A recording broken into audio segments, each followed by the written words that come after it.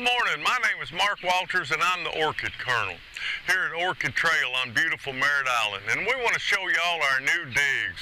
And first, how about that for a miracle? A young fella named Cole Trent did that, and he did it with spray paint. Isn't he quite the artist? So let's move inside and look around. Welcome. This is our new building. Give you a little history. I think the old buildings were built in the early 70s, and I think the termites were there to start. So last July, we tore the old buildings down. It took 15 or 20 minutes, you know? And so we got lined up on this, got the concrete poured the 1st of September, and it cured for 6 weeks or so. We got the building built, we got the plumbing, the electric, and then the spray foam. Now Sharon and I designed this, and we put 3 doors in it. We left the west side closed because we didn't want the west wind or the afternoon hot summer sun. Now usually here we have a breeze out of the east, so the breeze can come in and go out. And it is leisure. We put fans up just in case. But we are really happy with this. It's a functional workshop, it's bigger, I can keep it clean, which is what I really didn't like about the old sheds. And it's also roomy enough that we have repotting classes and orchid growing classes here. So it's a multi-purpose building. But the thing I like best about it is the porch. All right, so we built the porch. The building's 30 by 30, the porch is 10 by 30. And I wish it was 20 by 30. So, because you always need more room. But the idea here was like at the mall, you know, the ladies shop and the men send all the bitches in the middle. So I figured one of the couples will shop and the other one will sit out here and enjoy the cool breeze that blows. Now the first people through here were friends from Kentucky, Perry and Darlene Melito. And Darlene is the orchid person, and Perry sat on the porch and played on his phone, and I was so happy. I thought, this is just the way I planned it. And we're trying to make it a garden. We've been really busy here planting and watering and getting through the freeze and just the work of everyday living, but it sure is a great way to spend your life here at Orchid Trail.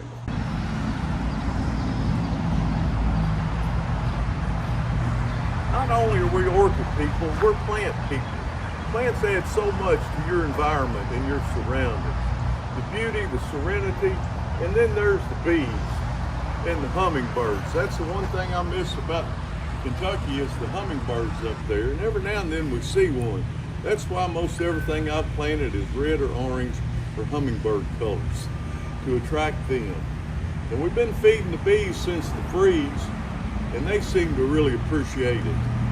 But Merritt Island's such a beautiful place and such a great place to grow orchids and to live that we couldn't be happier here.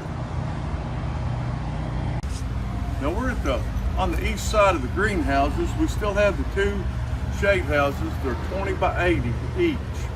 And we have 2 1,550-gallon water tanks to catch your rainwater.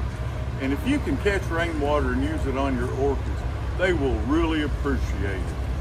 They evolved on rainwater. I don't think they like the chemicals a whole lot. They deal with it pretty well. Most of them do. But they love the rainwater. So if you get a chance, put them out in the rain and watch them smile for you and grow and swell up. This is Tolumnia time. There's seasons to everything in the greenhouse. Springtime is dendrobiums and the Tolumnias. They start blooming around the 1st of the year. Now one of the coolest things about orchids are the fragrant orchids. This is Brassavola Perrinii.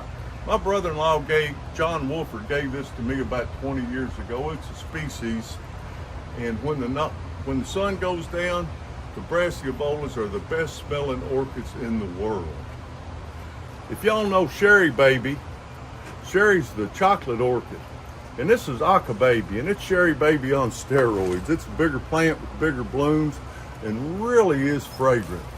Everybody ought to have one of these in their collection. If you've got a really bright and sunny place to grow, these little Vandas, Ampulinum, do really well. See the color on the leaves with the light yellow, kind of yellow-green with the spots? It's getting all the light at once. But look at that, four bloom spikes. Isn't it a beauty? This is an Australian dendrobium called Lindiniae, and it's one of my favorites. They don't bloom real long, but I love the color. For anybody that's lived up north and seen the forsythias bloom in the spring, that's what this reminds me of, because when the forsythias bloom, winter's over. So that's the memories that they bring back with you. This is the turtle shell orchid, Oncidium ampulinum, Gigante. And it's one of my favorites, not so much for the flowers, but just for the shape and the coloration of the plant. And that's the cool thing about orchids. They can be decorations too. This is an Encyclia Cordigera cross. And for some reason, it smells like bubble gum, and that we used to get when we were kids, the little bubble gum balls. Maybe because it's purple, but it's a real beauty, and they're spring bloomers. Orchids have a season, and these are the spring bloomers in it, or one of the spring bloomers. And the one thing Orchid Trail has plenty of is big Cattleyas. This is LC Paula, and isn't it a beauty? LC, Leglia Cattleya cross. What a nice plant.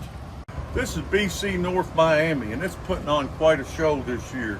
It's about grown all over this piece of wood it was on. I think I'm gonna get some starts off of it to sell here this spring. Thank you for watching the video, and if you like us, subscribe and ring the bell. Like us, subscribe, and ring the bell. And thank y'all so much. We really appreciate our customers, and customers become friends over time. That's the best part of this business, getting to know everybody. So y'all come see us now, you hear? So if you're on Merritt Island, come up North Tropical Trail till you see the sign, and stop by and see us. And thank y'all for everything.